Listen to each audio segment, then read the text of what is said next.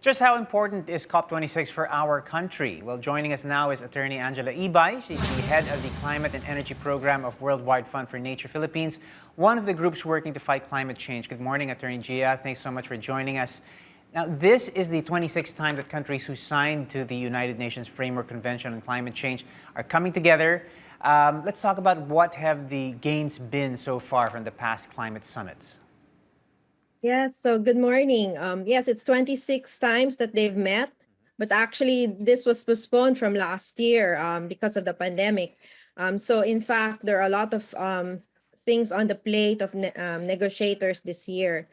In terms of the gains, of course, the significant one that's more recent is the Paris Agreement, wherein the temperature goal of keeping the temperature to 1.5 or limiting it to a 1.5 rise in keeping with the science is actually enshrined. And also the $100 billion US dollars contribution by developed countries by 2020 every year should be mobilized. So those are the things that are, I think, are one of the significant ones. And for the climate finance, that's one of the things that we need, in fact, especially for adaptation.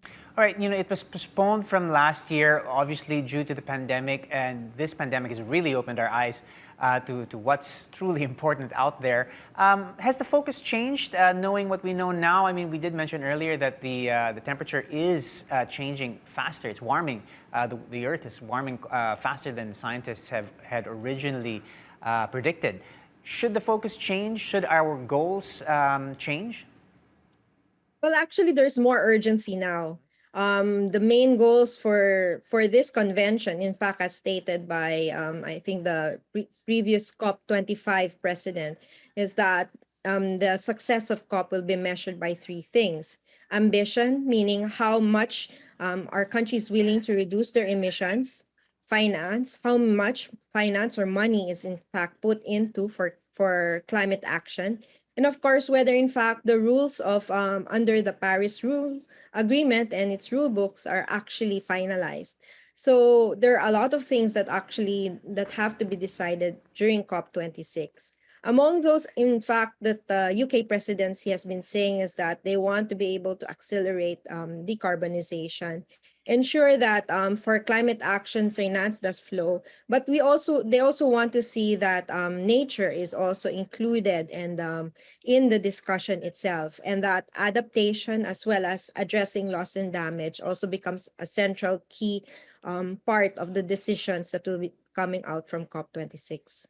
Attorney, back in 2015, we saw the birth of the Paris Agreement, Paris Accord. It's an international treaty signed by almost all countries to limit global warming to 1.5 degrees Celsius. And the countries did commit to do their part to reach a certain temperature goal through the Nationally Determined Contribution, or NDC.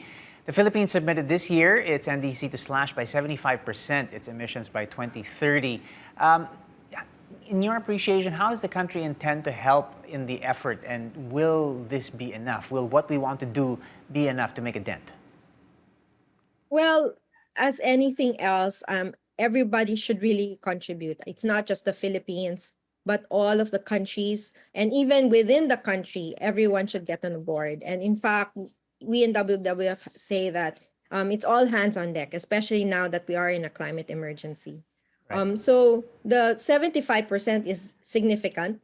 Although if you look at it, based on the Philippine NDC, only 72% is what we call unconditional, meaning it's conditioned on having financing for technology transfer and other means of implementation that can be secured through the convention.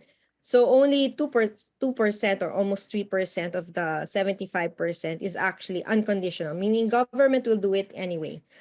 So there's still a lot of room for us to be able to, in fact, ensure that we are on track with our commitment.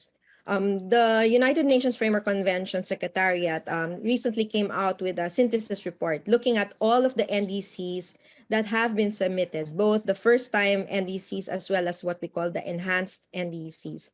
And unfortunately, what they've seen is that with all the NDCs and what they have committed to reduce, we'll still be in a trajectory of a 2.7 degree warming, which is not going to be good, because we are trying to target at least 1.5.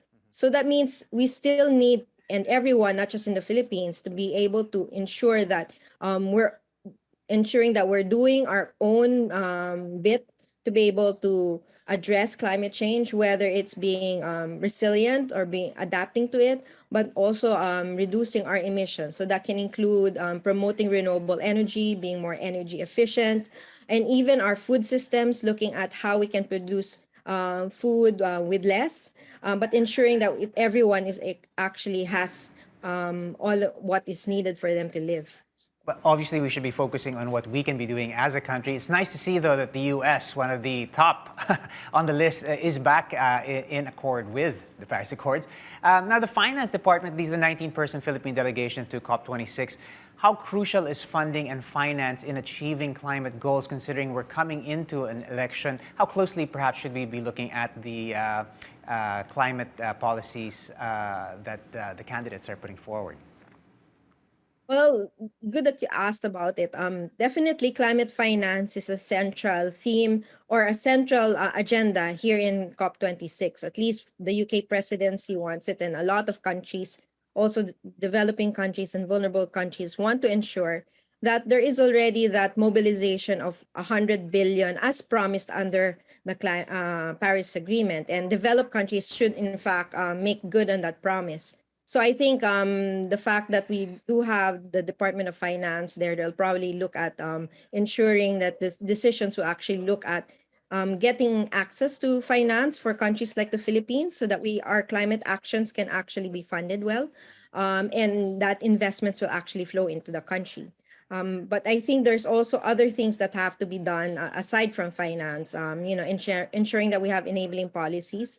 So that means for the candidates who are coming in for next year, they have to ensure that existing policies and the gains that we've had should be carried over, but also ensure that we also have more or even better implementation of those policies. We do have a climate change act, we do have a renewable energy law, we have so many environmental laws that need to be implemented well.